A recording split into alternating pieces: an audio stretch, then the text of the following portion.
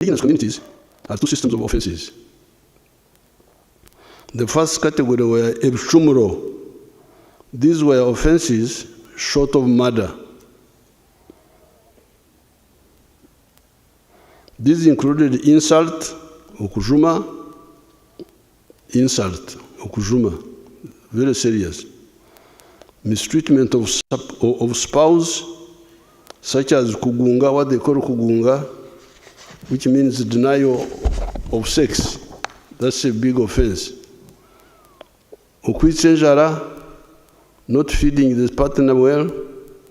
Okushenda, denying shelter to somebody who had okwirirwa, caught by the night while on a journey. Kuonesa, livestock eating somebody's crops. Kuterenta wato, denying water to cattle that are not yours, etc., etc. The remedy for all these, after you have been through the court of the chief or a shazi, which is an assembly of elders sitting outside the kraal, or a tribunal, such as in the matter of Garomukazo Oyangaine, trying to bring back one's wife after she has gone back to her parents in protest against mistreatment. The answer for all this is okhonga, to pay a fine. This can be a cow, a goat, etc. The action is called okhonjesa. The other category of offense is murder, which will create enzugu, vendetta. With enzugu, there were two solutions. These were either to revenge or khora, hence the name Mhozi. Mhozi means an avenger. Or kukaraba, blood settlement. If the offending clan did not want to suffer revenge, they would reach out to the victim's clan and offer to kukaraba, which is to pay big compensation in cattle for the murdered person, and the abafumu, the priests, to wipe out the enmity with some rituals that cleans away the blood. Therefore, the colonial concept that somebody can commit an offense and then deny it is very provocative to we, the indigenous people. It represents impunity.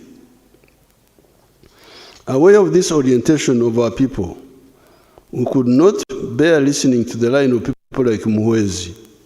In the case of the Semto murders, where it was the beer inside Zaburoni that was guilty, but not Zaburoni. Since Zaburoni had made himself a jerrycan of alcohol, and that jerrycan had killed 3 Ugandans, Zaburoni and his colleague had to be shot in public and at a point where they had killed people. It is that initial act of balanced justice that catapulted the prestige of the NRM in Buganda and Uganda. The Baganda said, Bano Balina Mazima. These are people of truth and justice. Hence, the Wakiri Trevor Kakuturo you are talking about now. The Wakiri Trevor Kakuturo came because of strict accountability, which we had started when we were in the bush. Even when we came into government, the same was maintained. Indeed, some soldiers have been executed in public for killing people. Examples are Sergeant Kibonge, Sergeant Omona, Private Codet, etc., etc. If Uganda had been peaceful in 1982, in the case of Zaburoni and group, we could have explored the option of Kukaraba. That was the only way we could save Zaburoni, to have blood settlement. But we didn't have that opportunity. Therefore, on the side of the NRA, we came with the spirit of the indigenous justice.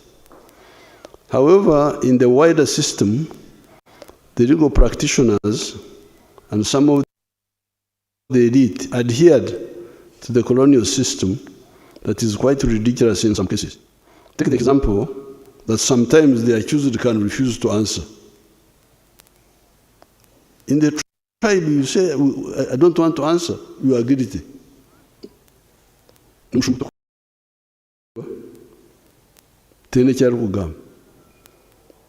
is the way we think. Then there is the issue of granting bail, even when the accused can interfere with the case.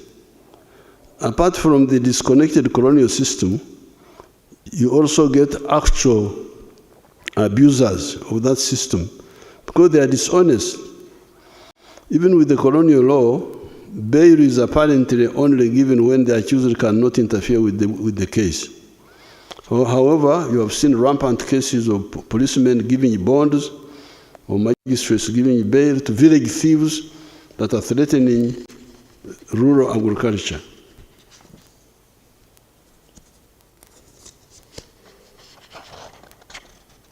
So that was one problem. Then there was the death of many of our original NRA commanders, by many dying from the natural causes. The regiments that brought victory on the 26th of January 1986 were the following: 1st Battalion, 3rd Battalion, 5th Battalion, 7th Battalion, 9th Battalion, 11th Battalion, 13th Battalion, 15th Battalion, 17th Battalion, 19th Battalion, 21st Battalion. These were 11 regiments, although they were being called battalions. 19th Battalion, for instance, had 1,900 soldiers, yet our battalion that time would have been about 750 personnel. However, 7 of these regiments had their commanders dead in the early years after 1986. Instead of having the original NRA Basasodoti commanders, because the commanders of the NRA were Basasodoti of the movement, believe in the ideology of the NRM. Instead of having the original Basasodoti commanders, we started having either careerist commanders, Nkola Mulimu,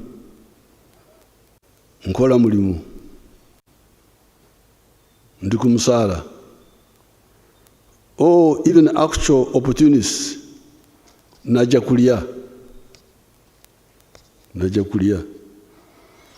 This is how you started having corruption in the army, stealing army ration, stealing army fuel, stealing army funds.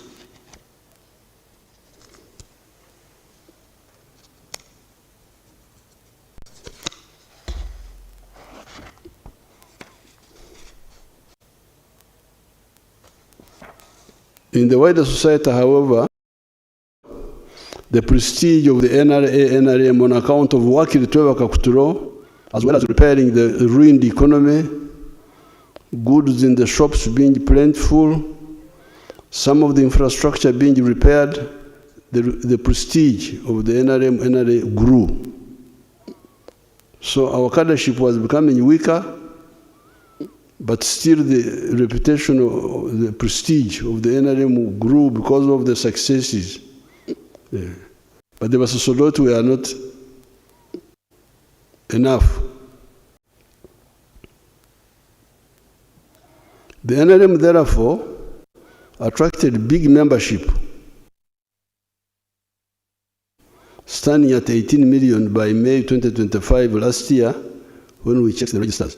However, gaps in observing human rights, in fighting corruption and fighting crime, mainly on the part of the political class, the bureaucracy, and the judiciary remained. So you had success, economy was growing, goods were plentiful in the shops. Wakiri Twebaka Kuturo Yariwo was there, but there were gaps. There were gaps because of the diluted cadreship.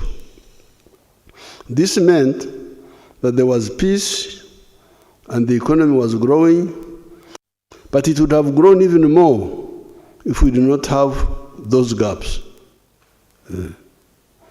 I noticed that danger, and for the NRA UPDF, I encouraged young Muhozi, after he had finished S6, to mobilize some of his colleagues and come to Kasenyi training wing for ideological and military training.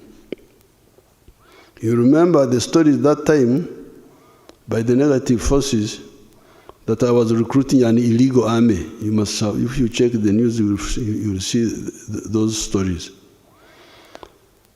Those cadres, however, unlike their Bush predecessors, had more time and opportunity for professional development by attending all military and ideological courses systematically, level by level. The recent limited actions by security forces against some individuals and institutions are really long overdue actions to fill those gaps. Those gaps. Wakiri Twebaka Kuturo, created mainly by the UPDF, Bonaba Gagawale, Wealth for All, created by the NRM, that have resulted in metamorphosis in Uganda into a lower middle-income country, must also be reinforced by no more sleep, no more Congora, no more corruption, and now no more impunity by the selfish people and agents of foreign interests to systematically denigrate the efforts of the people to develop themselves, and also some people endlessly committing crimes and using the law to shield them. There was a weakness on the part of the political, administrative, and legal cadres of the government in allowing this impunity to continue for so long. Some people say people have been abusing Museveni, but Museveni has been ignoring them. That is true. But those malignments were slowing down our growth. Some investors and tourists are scared away from coming to Uganda on account of those false stories. I have got many examples. When people come here, they get amazed about the progress, seeing what's on the ground compared to the stories they have been hearing. It is therefore good that security forces have come in to fill the gap. In the past, I did not have enough cadres to fill this gap. It is not only the security forces that are filling this gap. A year or two back, Honorable Fred Byamukama helped Uganda to expose the criminals that had turned State House into a mafia center. State House here had become a mafia center. State House had become a mafia center. Yeah.